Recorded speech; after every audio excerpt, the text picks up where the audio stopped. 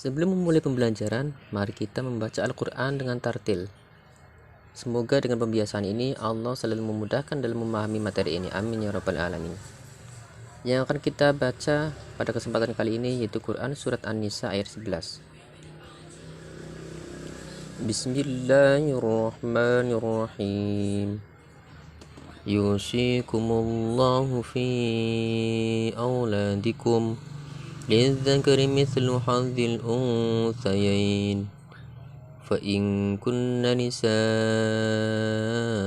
فوق اثنتين فلهن ثلثا ما ترك وإن كانت واحدة فلها النصف ولأبويه لكل واحد منهما السدس مما ترك إن كان له ولد فإن لم يكن له ولد وورثه أبواه فلأمه الثلث فإن كان له إخوة فلأمه السدس من بعد وصية يوصي بها أو دين آباؤكم وأبناؤكم لا تدرون أيهم أقرب لكم نفعا فريضة من الله إن الله كان عليما حكيما صدق الله العظيم. Pengertian ilmu waris. Istilah waris berasal dari bahasa Arab, dari kata miras. Dalam bahasa Arab, kata waris ini berarti harta peninggalan orang yang meninggal dunia yang akan dibagikan kepada ahli warisnya. Ilmu yang berkaitan dengan pewarisan disebut dengan ilmu mawaris, yang lebih dikenal dengan istilah ilmu faraid. Ahli waris. Macam-macam ahli waris disebutkan dalam Al-Quran, surat An-Nisa ayat 11 dan ayat 12. Ayat 11 artinya, Allah mensyariatkan bagimu tentang pembagian pusaka untuk anak-anakmu, yaitu bagian seorang anak lelaki sama dengan bagian dua orang anak perempuan. Dan jika anak itu semuanya perempuan lebih dari dua, maka bagi mereka 2/3 dari harta yang ditinggalkan. Jika anak perempuan itu seorang saja, maka ia memperoleh separuh harta. Dan untuk dua orang ibu bapa, bagi masing-masingnya 1/6 dari harta yang ditinggalkan, jika yang meninggal itu mempunyai anak. Jika orang yang meninggal tidak mempunyai anak dan ia diwarisi oleh ibu bapaknya saja, maka ibunya mendapatkan 1/3. Jika yang meninggal itu mempunyai beberapa saudara, maka ibunya mendapatkan 1/6. Pembagian-pembagian tersebut di atas sudah dipenuhi wasiat yang ia buat dan sudah dibayar hutang-hutangnya. Tentang orang tuamu dan anak-anakmu, kamu tidak mengetahui siapa di antara mereka yang lebih dekat banyak manfaatnya bagimu. Ini adalah ketetapan dari Allah, sesungguhnya Allah Maha mengetahui lagi Maha bijaksana. Ayat 12. Dan bagimu suami-suami 1/2 dari harta yang ditinggalkan oleh istrimu, jika mereka tidak mempunyai anak. Jika istrimu itu mempunyai anak, maka kamu mendapatkan 1/4 dari harta yang ditinggalkannya, sesudah dipenuhi wasiat yang mereka buat dan sudah dibayar hutang-hutangnya. Para istri memperoleh 1/4 harta yang kamu tinggalkan jika kamu tidak mempunyai anak. Jika kamu mempunyai anak, maka para istri memperoleh 1/8 dari harta yang kamu tinggalkan sesudah dipenuhi wasiat yang kamu buat dan sudah dibayar hutang-hutangmu. Jika seseorang mati, baik laki-laki maupun perempuan yang tidak meninggalkan ayah dan tidak meninggalkan anak, tetapi mempunyai seorang saudara laki-laki seibu saja atau saudara perempuan seibu saja, maka bagi masing-masing dari kedua jenis saudara itu 1/6 harta. Tetapi jika saudara-saudara seibu itu lebih dari seorang, maka mereka bersekutu dalam yang 1/3 itu, sesudah dipenuhi wasiat yang dibuat olehnya atau sesudah dibayar hutangnya, dengan tidak memberi mudorot kepada ahli waris. Allah menetapkan yang demikian itu sebagai syariat yang benar-benar dari Allah, dan Allah Maha mengetahui lagi Maha penyantun. Pihak-pihak yang mendapatkan warisan.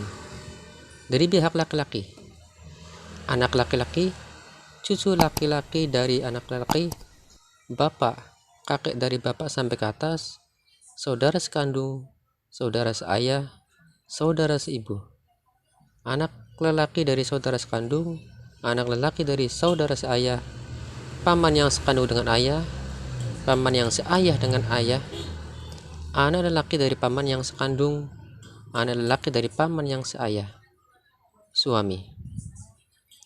Adapun dari pihak perempuan, anak perempuan, cucu perempuan dari anak lelaki dan terus ke bawah.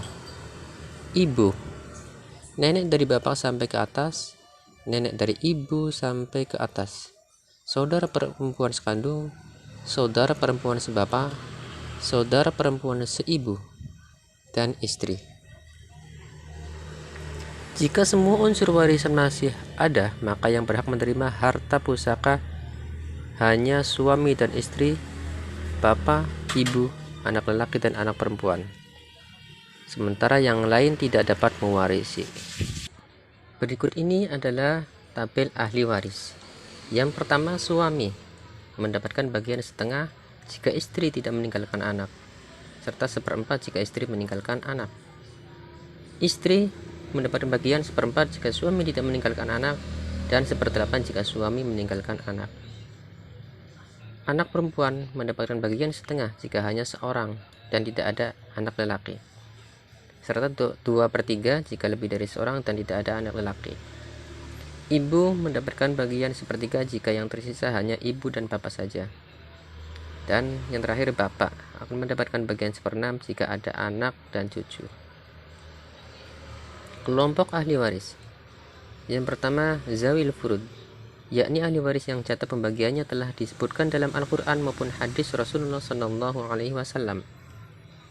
Adapun jumlah pembagian yang disebut dalam kedua sumber ajaran Islam itu adalah setengah, sepertiga, seperempat, 1/6, 1/8, dan 2/3. Kelompok yang kedua yaitu asobah, yakni ahli waris yang mendapatkan seluruh sisa harta dan dapat memperoleh seluruh harta jika tidak ada ahli waris zawil furud. Kita akan bahas satu persatu. Yang pertama, zawil furud. Ahli waris yang mendapatkan jatah setengah yaitu anak perempuan tunggal, cucu perempuan tunggal dari anak laki-laki, saudara perempuan tunggal sekandung jika tidak ada anak, saudara perempuan tunggal sebapak jika tidak ada anak, dan suami jika tidak ada anak atau cucu. Yang mendapatkan jatah sepertiga, yang pertama ibu jika tidak ada anak atau cucu. Yang kedua, 2 orang saudara perempuan atau lebih seibu jika tidak ada ayah dan anak. Ahli waris yang mendapatkan jatah seperempat yaitu suami jika ada anak atau cucu, istri jika tidak ada anak atau cucu, 2 anak perempuan atau lebih jika tidak ada anak lelaki, 2 cucu perempuan atau lebih dari anak lelaki, 2 saudara perempuan atau lebih sekandung jika tidak ada anak dan saudara lelaki, dan 2 saudara perempuan atau lebih seayah jika tidak ada anak dan saudara lelaki. Ahli waris yang mendapatkan jatah 1/6. Yang pertama, bapak jika ada anak atau cucu, kemudian kakek jika ada anak atau cucu dengan syarat tidak ada bapak, ibu jika ada anak atau cucu, nenek jika ada anak atau cucu dengan syarat tidak ada ibu, cucu perempuan dari anak lelaki dan perempuan jika hanya seorang, saudara perempuan si ibu jika ada bapak atau anak. Ahli waris yang mendapatkan jatah 1/8 yaitu istri jika ada anak atau cucu, dan ahli waris yang mendapatkan jatah 2/3 yaitu 2 anak perempuan atau lebih jika ada anak lelaki, 2 cucu perempuan atau lebih dari anak lelaki, 2 saudara perempuan atau lebih sekandung jika tidak ada anak dan saudara lelaki, 2 orang saudara perempuan sebapak atau lebih jika tidak ada anak dan saudara lelaki. Yang kedua yaitu asobah. Macam-macam asobah. Yang pertama yaitu asobah binafsi, yaitu ahli waris yang menjadi asobah karena dirinya sendiri tanpa dipengaruhi ahli waris yang lain.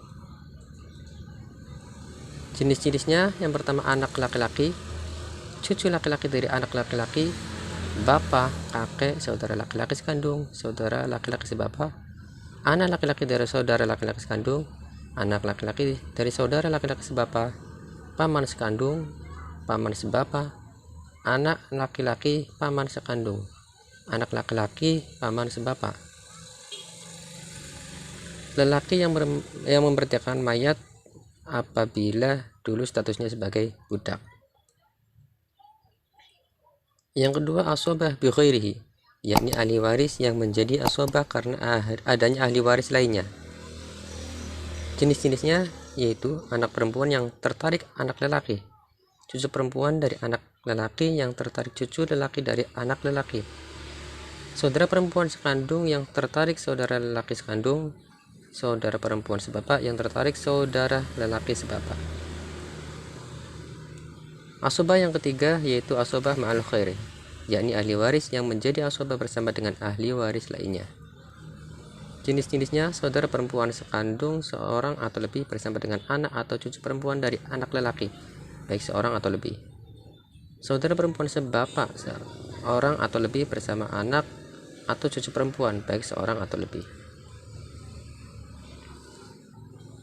Ahli waris hajib dan mahjub. Ahli waris hajib adalah ahli waris yang dapat menghalangi ahli waris lain untuk tidak mendapatkan harta pusaka, baik secara keseluruhan atau hajib hirman maupun hanya sekedar mengurangi jatah pembagiannya, atau hajib nukson. Ahli waris mahjub adalah orang yang terhalangi untuk mendapatkan keseluruhan harta atau terkurangi jatahnya karena adanya hajib. Contohnya, bapak bisa menjadi hajib bagi kakek atau anak bisa menjadi hajib bagi cucu. Sementara ahli waris yang tidak bisa terhalangi oleh siapapun adalah anak, suami, istri, bapak, dan ibu. Contoh sebuah kasus. Seseorang wafat dengan meninggalkan seorang istri, seorang anak laki-laki, seorang anak perempuan, seorang ibu, seorang paman, dan seorang nenek. Ataupun harta warisan yang dia tinggalkan sebanyak 240 juta. Bagaimana cara pembagian harta yang ditinggalkan sang mayat?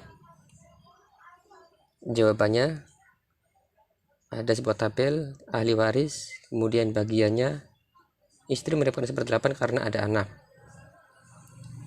Satu anak laki-laki mendapatkan asobah binafsi. Satu anak perempuan mendapatkan asobah bi khairihi karena tertarik anak laki-laki. Ibu mendapatkan bagian 1/6 karena ada anak. Paman mahjub atau tidak mendapatkan karena ada anak laki-laki, dan nenek mahjub karena ada ibu.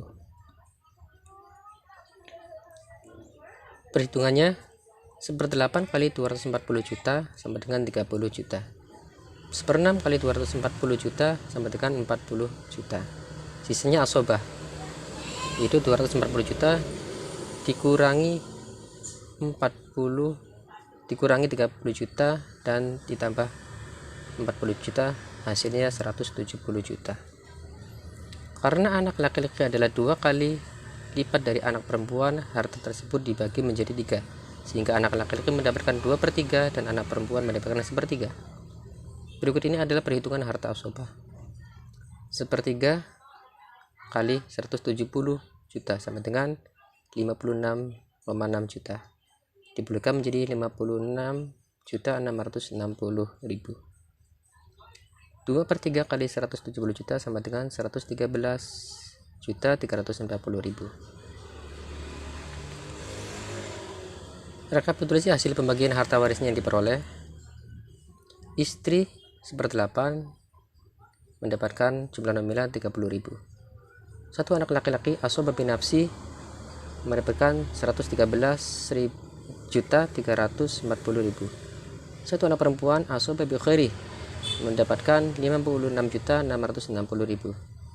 Ibu mendapatkan bagian 1/6, jumlah nominalnya 40 juta. Dan paman mahjub atau tidak mendapatkan jatah warisan. Hikmah hukum waris. Yang pertama, menciptakan sikap tunduk dan patuh kepada ajaran Allah dan Rasulullah. Yang kedua, memperhatikan kesejahteraan ahli waris ketika mendahulukan kepentingan mayit daripada yang masih hidup.